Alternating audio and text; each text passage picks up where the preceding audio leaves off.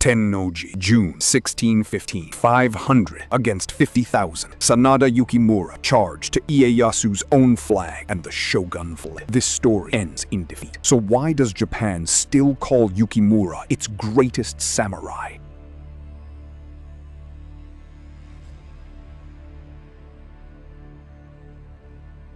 "500 men, 50,000 enemies.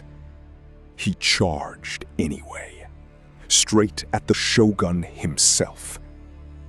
What kind of warrior fights a battle he knows he cannot win?"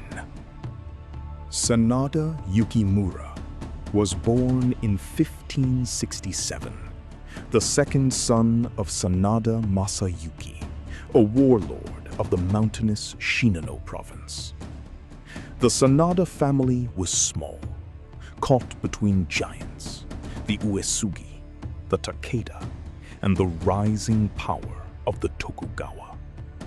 To survive, they learned to be clever, and they would become famous for it. His father, Masayuki, was a military genius, a man who twice repelled Tokugawa Ieyasu's army at Osaka Castle with a fraction of the defenders. Young Yukimura studied under this master of defense. He learned that walls and wit could defeat numbers. But he also inherited something more dangerous, a deep, unshakable loyalty to the Toyotomi clan. At the age of 17, Yukimura was sent to Kyoto as a political hostage, first to Uesugi Kagekatsu, then to the supreme ruler, Toyotomi Hideyoshi himself.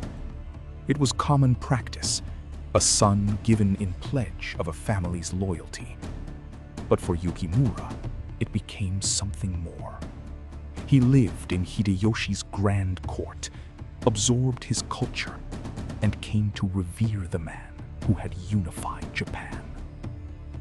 When Hideyoshi died in 1598, he left behind a 5-year-old heir, Toyotomi Hideyori, and a power vacuum that consumed Japan. The great lords chose sides. Yukimura's father, Masayuki, chose the Toyotomi. His elder brother Nobuyuki, however, sided with Tokugawa Ieyasu. The Sanada family, father against son, brother against brother, was split down the middle. At the Battle of Sekigahara in 1600, Yukimura fought for the western Toyotomi side. The battle lasted a single day. The Tokugawa won. Japan fell under Ieyasu's iron grip. Yukimura and his father were captured. The sentence was death. But Yukimura's brother, Nobuyuki, pleaded for their lives, and Ieyasu, calculating as ever, chose to show mercy. Exile instead of execution. Yukimura was sent to Kudoyama, a remote village in the mountains of Ki province, under strict surveillance. He was 43 years old, his best fighting years apparently behind him. He lived simply, tended a small garden, and watched Japan settle into the Tokugawa peace. For 14 years, the world seemed to forget him. But Yukimura never forgot his oath to the Toyotomi. Then, in 1614, Toyotomi Hideyori, now grown and ruling Osaka Castle, made a fatal mistake. He rang the bell of Hokoji Temple, and its inscription appeared to curse the Tokugawa name. Ieyasu used it as a pretext for war. The Toyotomi called for allies. From his mountain exile, Yukimura heard the summons. At 48 years old, he escaped Kudoyama and rode south to Osaka. Yukimura arrived at Osaka Castle to a hero's welcome. Tens of thousands of Ronin and Toyotomi loyalists had gathered. He was given command of the castle's southern defenses, the most vulnerable approach. And there, he designed something that would astonish the military world: the Sanada Maru, a massive, crescent-shaped earthwork fortress attached to the castle walls, bristling with guns and archers. The winter siege began in November 1614. 200,000 Tokugawa troops surrounded Osaka. Wave after wave threw themselves against Yukimura's Sanada Maru. Each assault was repelled with devastating fire. The name Sanada spread fear through the enemy ranks. One Tokugawa general reportedly said that facing the Sanada Maru was like attacking a tiger's den. The castle held. Ieyasu could not break the castle by force, so he negotiated a ceasefire and used it to destroy the moat and fill in the outer defenses. When spring came in 1615, Osaka Castle stood exposed. The Toyotomi demanded the Sanada Maru be rebuilt. Ieyasu responded by marching 200,000 men on Osaka again. The summer siege had begun. This time, there would be no ceasefire. Yukimura proposed a bold counter-strategy. Take the fight outside the walls, launch surprise raids, force the Tokugawa to fight on multiple fronts. But the Toyotomi commanders were cautious, divided, paralyzed by fear. They chose to defend. Yukimura watched his last chance of victory being squandered by hesitation. He knew now that Osaka Castle would fall, and he made his decision. On the morning of June 3rd, 1615, the Battle of Tennoji, Yukimura stood at the head of just 500 men, clad in his legendary crimson armor, the six-coin crest gleaming on his helmet. Across the plain, 200,000 Tokugawa soldiers waited. He surveyed the impossible odds with calm, clear eyes.